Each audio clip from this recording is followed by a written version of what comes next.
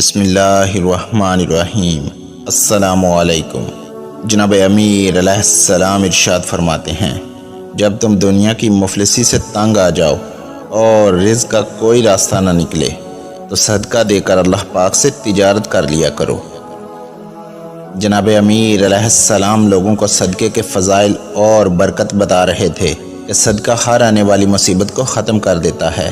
اتنی دیر میں ایک شخص اٹھا اور کہنے لگا، یا علی، صدقہ کیا ہے؟ جناب امیر علیہ السلام نے ارشاد فرمایا، اپنے حصے کے مال سے کسی مستحق کی مدد کرنا صدقہ ہے۔ اپنے والدین سے محبت اور پیار سے بات کرنا، ان کے ساتھ وقت گزارنا بھی صدقہ ہے۔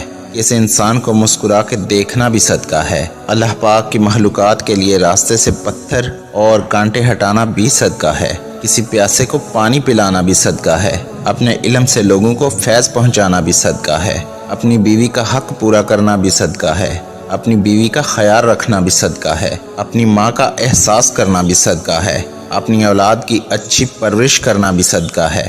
اپنی بیٹیوں کی اچھی جگہوں پہ شادی کروانا بھی صدقہ ہے۔ اپنے غلام پہ رحم کرنا بھی صدقہ ہے۔ کسی کی خطا معاف کرنا بھی صدقہ ہے۔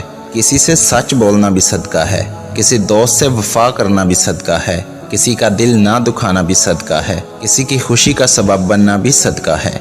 کسی انسان کے کام آنا بھی صدقہ ہے۔ رشتہ داروں کا خیال رکھنا بھی صدقہ ہے۔ رشتے نبھانا بھی صدقہ ہے۔ پنچھیوں کے لیے اناج اور پانی کا اہتمام کرنا بھی صدقہ ہے۔ کسی یتیم کے سر پہ ہاتھ رکھنا بھی صدقہ ہے۔ بغیر مطلب کے کسی کی مدد کرنا بھی صدقہ ہے۔